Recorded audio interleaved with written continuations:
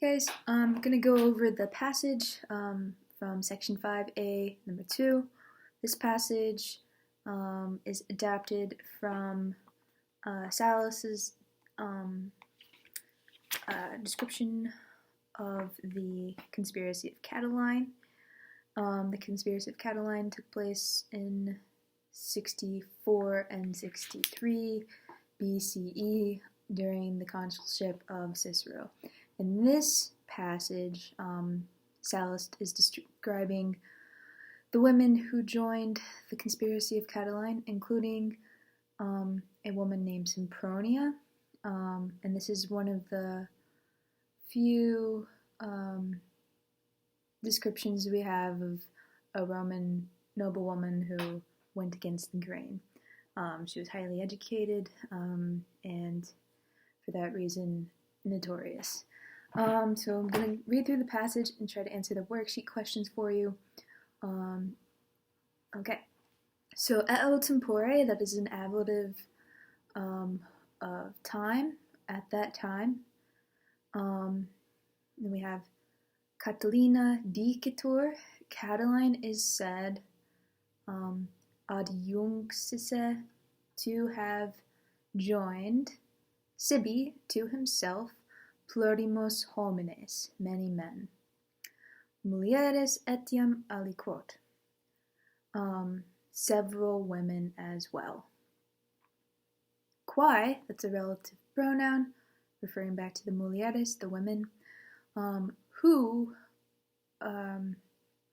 primo, first, toleraverant, had sustained ingentis sumptus, like much expense, stupro, from prostitution. Postea, afterwards, cum propter aetatem quaestum sic facere non possent. It's a cum clause with a imperfect subjunctive. Possent is an imperfect subjunctive. Afterwards, when propter aetatem, on account of age, they were not able to thus make a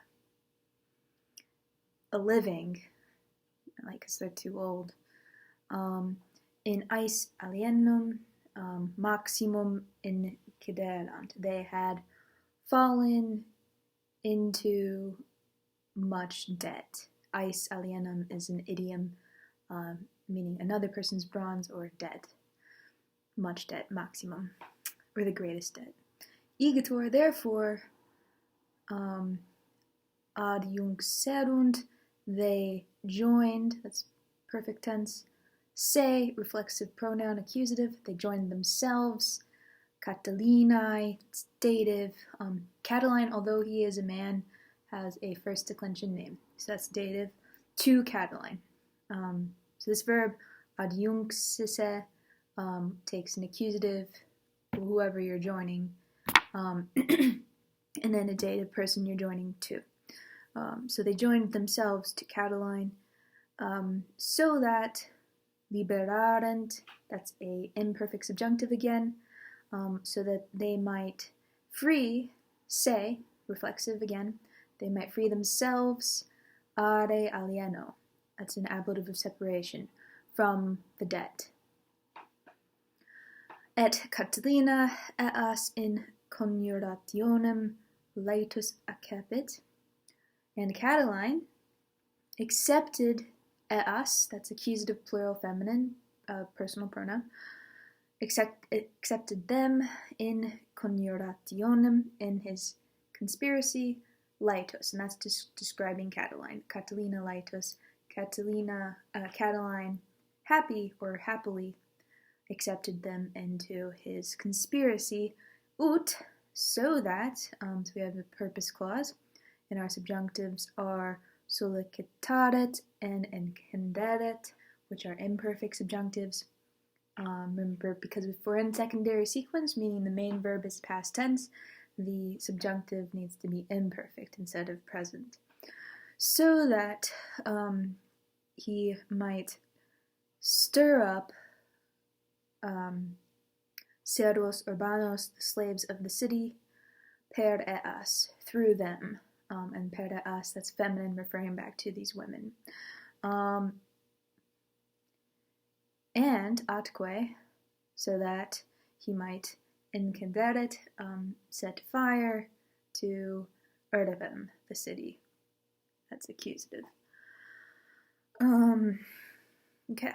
Viros eadem se vel adjunctorum sibi vel infectorum putabat. He was thinking that, and that putabat sets off an indirect statement which takes subject accusative and an infinitive. Here the infinitives are future infinitives, and the esse that goes along with the participle has been dropped out, but these are still future infinitives. He was thinking that viros, and I would say husbands here, because we have this possessive eadem after it that's feminine, the men of those women, or the husbands of them, their husbands.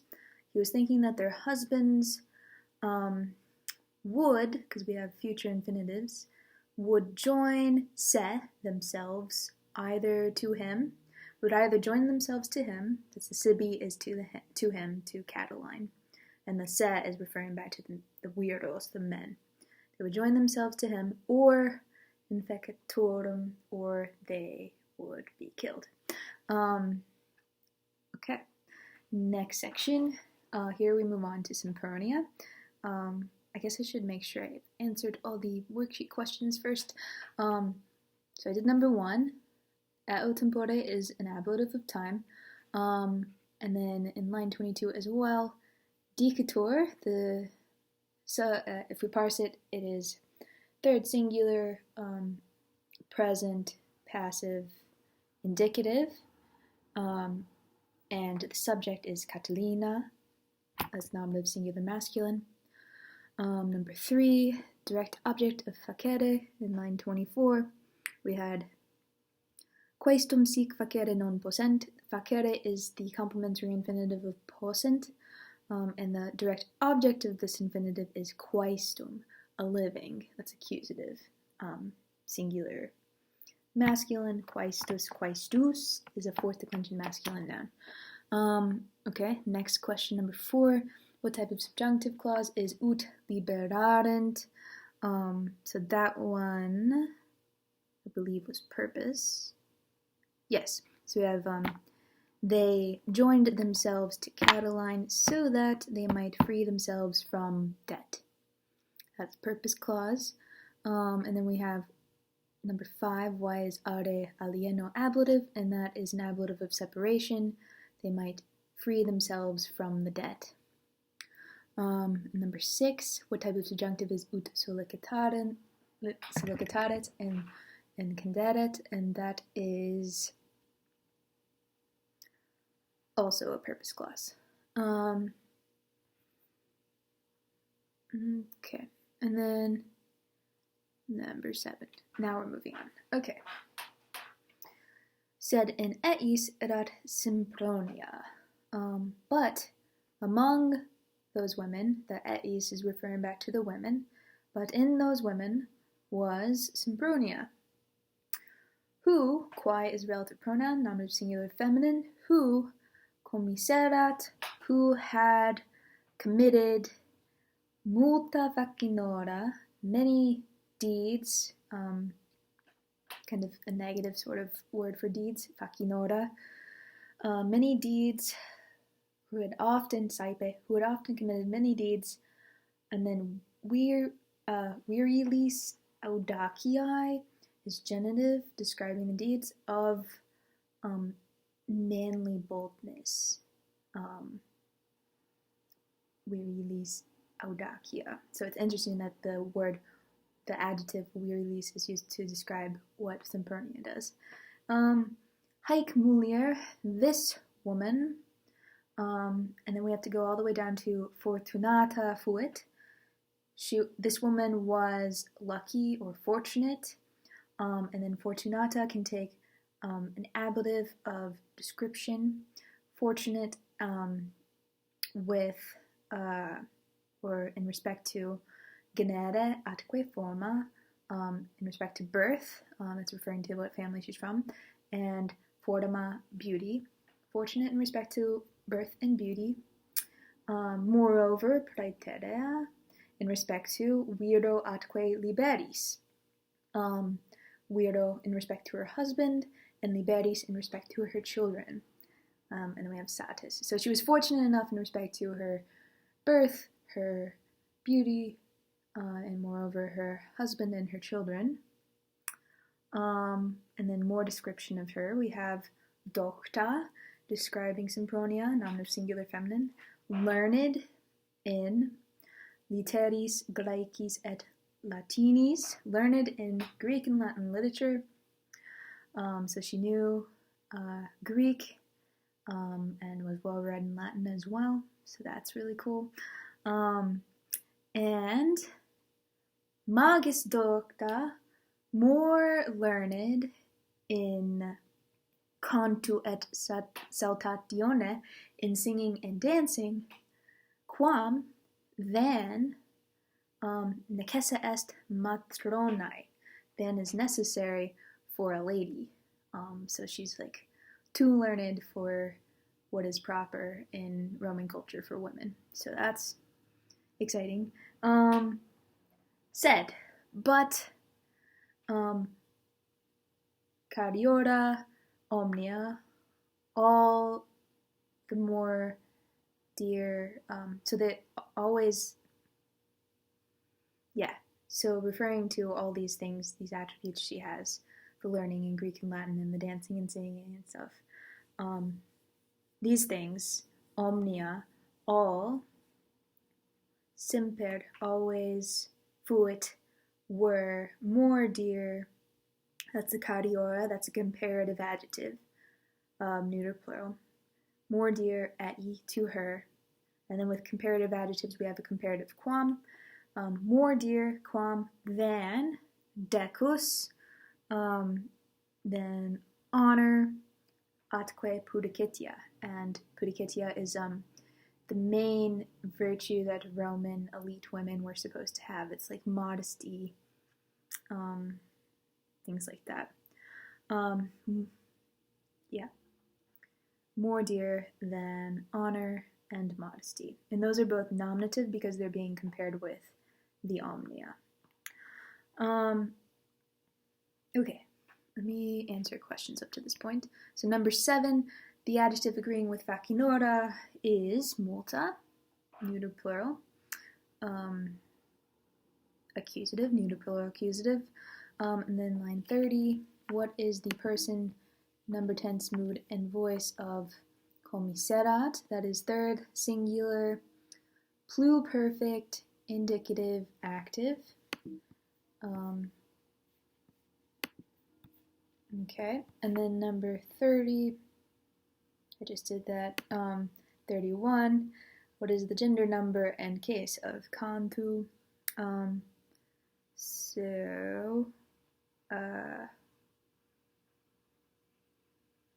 It's ablative, but I'm afraid I don't. Oh yes. So cantus is a fourth declension masculine noun, singing. It's really kind of supine. And that is ablative, singular, masculine. Okay.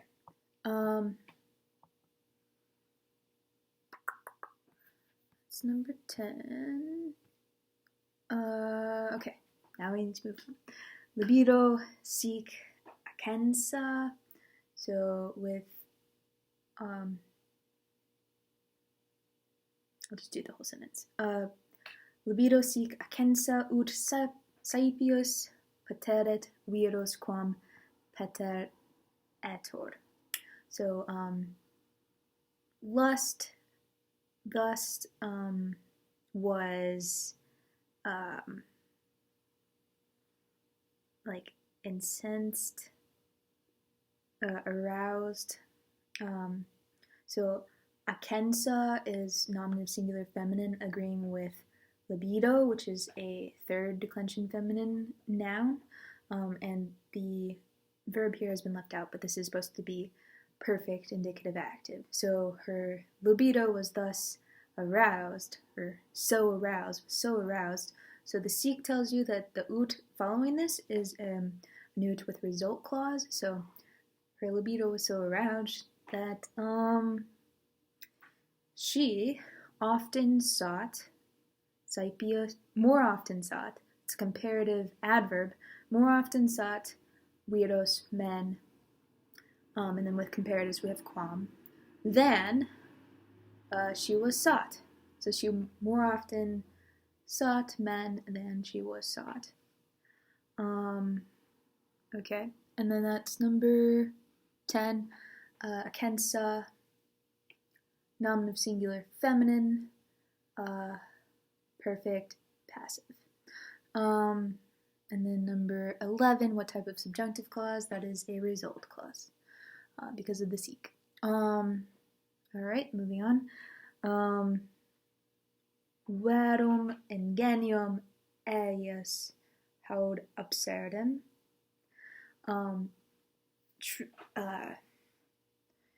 Eius is genitive singular feminine, referring to Sempronia. So her verum ingenia, her true intellect, and then we have to add in a verb here, so the verb to be, was haud, not at all, absurdum, was not at all silly.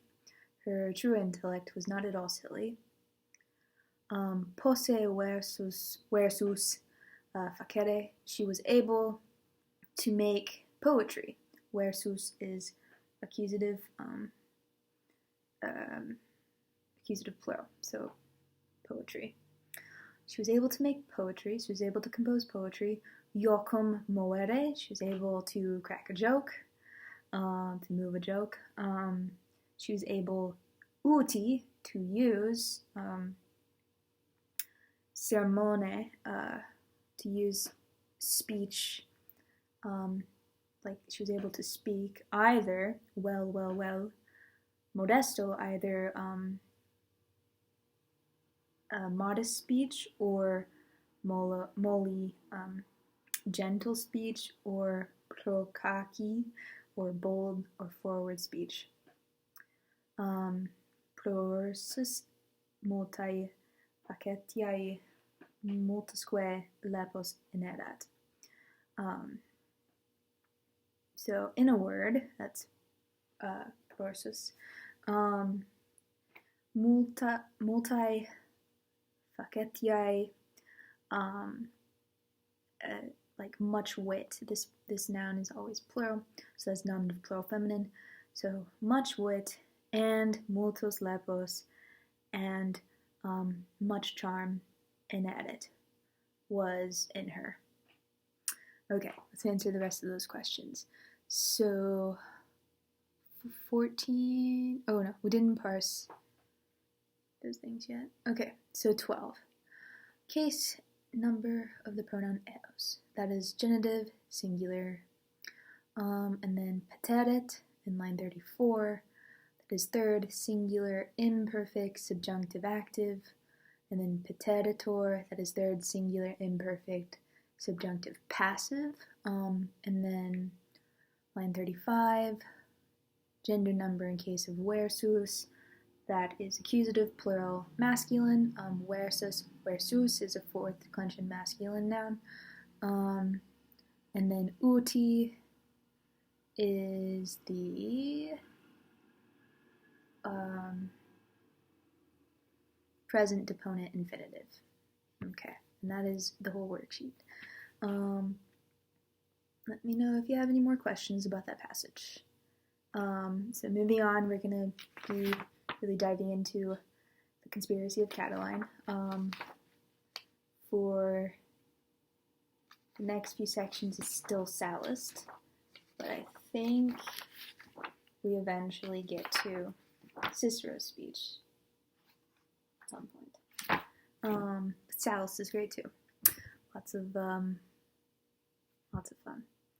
And Sempronia is pretty cool.